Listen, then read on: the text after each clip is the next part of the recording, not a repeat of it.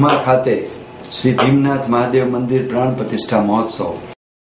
અમદાવાદ જિલ્લાના ઘુમા ગામે આરોહી club road ખાતે તારીખ 22 એપ્રિલ 2015ના રોજથી 3 દિવસીય શ્રી ભીમનાથ મહાદેવ મંદિર પ્રાણ પ્રતિષ્ઠા મહોત્સવ ઉજવાયો. તારીખ 22 એપ્રિલ 2015ના પ્રથમ દિવસે સોમનાથ મંદિરથી લાવવામાં આવેલ જ્યોતનું ભવ્ય સ્વાગત કરવામાં આવ્યું હતું.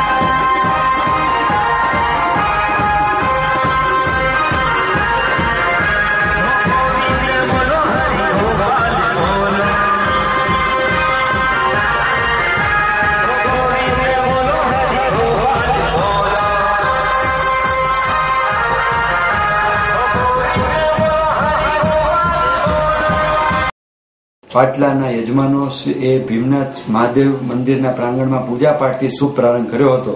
સોમનાથની અખંડ જ્યોતનું સ્વાગત બાદ જ્યોતનું યજ્ઞ મંડપમાં પ્રવેશ કરાયો. ત્યારબાદ જગન્નાથજીના મંદિરથી હાથી બોલાવેલ તેને લઈને ભવ્ય નગર યાત્રા નીકળી હતી.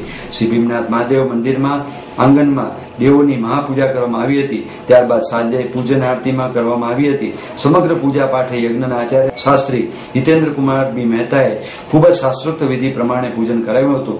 સાથે અન્ય ભૂદેવો પણ ખૂબ જ સુંદર રીતે પૂજામાં સાથ આપ્યો હતો. ઘુમા આરોહી ક્લબ ખાતે ભવ્ય શંકર ભગવાનના મંદિર બનાવવામાં ગણેશ મિત્ર મંડળે ખૂબ જ છેલ્લા 1 વર્ષથી રાત દિવસ મહેનત કરી હતી. બીજા દિવસે શ્રી ભીમનાથ મહાદેવ મંદિરના પ્રાંગણમાં સવારે 9 કલાકથી ગતા પૂજન, ધ્રુતા દિવસ, અન્ન દિવસ, દિવાસી મંદિર અને દેવોની સ્તનપાન વિધિ, સૌના દિવસ આચાર્ય શ્રી હિતેન્દ્રકુમાર મહેતાએ સાંજે 6 કલાક સુધી ખૂબ જ સારી રીતે પૂજા કરાવી હતી.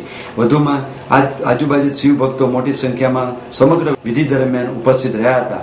શ્રી ભીમનાથ મહાદેવ મંદિરમાં લોકો ભક્તિમય બની ગયા હતા. મંદિરના નિર્માણમાં દાતાશ્રીઓએ ખૂબ જ મન મૂકી સહકાર આપ્યો હતો. ઘુમા આરોહી ક્લબની આજુબાજુની સોસાયટી તેમજ ગામના લોકો મોટી સંખ્યામાં ઉપસ્થિત રહ્યા હતા. હું દર્શન દિનેશભાઈ પટેલ, આ રોડ ઉપર 10 નંબર વોર્ડનો ઘુમા ગ્રામ પંચાયતનો સભ્ય છું. અહીંયા અમારું ગણેશ મિત્ર મંડળ ચાલે છે.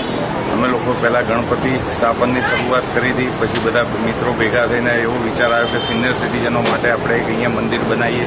એટલે શિવ મંદિરનું નિર્માણ ચાલુ કર્યું કે જેથી કરી બધા અહીંયાના રહેતા શિવ મંદિરમાં દર્શનનો લાભ લઈ શકે અને બધા અહીંયા આગળ બેસીને સારું કાર્ય કરી શકે. એના માટે અમે આ શિવ મંદિરનું નિર્માણનું આયોજન કરેલું છે.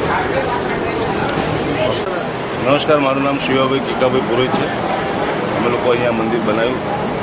અહીંયા એક બી મંદિર નહોતું અમારા વિસ્તારમાં. લોકોને બહુ તકલીફ પડતી હતી, એટલે બધા ભેગા થઈને ઘરે ઘરથી કોન્ટ્રીબ્યુશન કરી અને આ શિવજીનું મંદિર બનાવ્યું. અહીંયા અખંડ જ્યોત સોમનાથ મહાદેવથી લાયા છે અને પ્રજાનું કલ્યાણ થાય એના માટેનો અમારો આવ્યો. તમે કેટલા ટાઈમમાં આ મંદિર ઊભું કર્યું? અમારે 3 વર્ષ લાગ્યા મને. આશરે કેટલો ખર્ચો આવ્યો? 40 લાખ રૂપિયાનો ખર્ચો આવ્યો.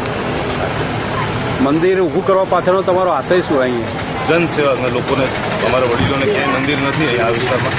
વડીલોને બહુ તકલીફ પડતી મહાદેવના મંદિર જવા માટે, એટલે આની જરૂર હતી ને આના સિવાય વિકલ્પ નહોતો અમારી પાસે. બહુ દૂર જવું પડે છે મંદિર માટે. હવે પછી તમારી શું પ્રવૃત્તિ હશે? આના પછી જ્યારે ટીપી ફાઇનલ થાય તો બાજુમાં 40% જગ્યા જે કપાત મળી શકે સરકારશ્રી તરફથી જગ્યા મળે તો એમાં અમારું અન્ન ક્ષેત્ર જેવું અન્ન ક્ષેત્રને એક મંડળ જેવું અહીંયા બનાવવું. આ સિનિયર સિટીઝન પાર્ક વાડી કે જે બી કોમન ફેસિલિટીઝ લોકોનું કલ્યાણ થયું. હું સરપંચ શ્રી ઘુમા ગ્રામ પંચાયત પટેલ રામચંદ્ર નારાયણભાઈ. જે રીતે આપણા જીવન માટે ખોરાકની જરૂર છે જીવવા માટે, એ જ રીતે આપણા આત્માનો ખોરાક એક સત્સંગ છે. એ રીતે સત્સંગથી માણસના આત્માનો ખોરાક મળે છે અને માણસના આત્માને શાંતિ મળે છે. અહીંયા અમારા ઘુમા ગામના સોસાયટી વિસ્તારના સર્વે રહીશોએ ભેગા મળી શ્રી ભોલેનાથનું મંદિરની જે પ્રાણ પ્રતિષ્ઠા કરી અને એમનું જે ધામધૂમથી પ્રાણ પ્રતિષ્ઠા પૂર્ણ થાય તે માટે હું શ્રી ભોલેનાથને ભગવાનને પ્રાર્થના કરું છું. આપ નિહાળતા રહો સિટી લાઇન ન્યૂઝ ચેનલ. આ હતા આજના મુખ્ય સમાચારો.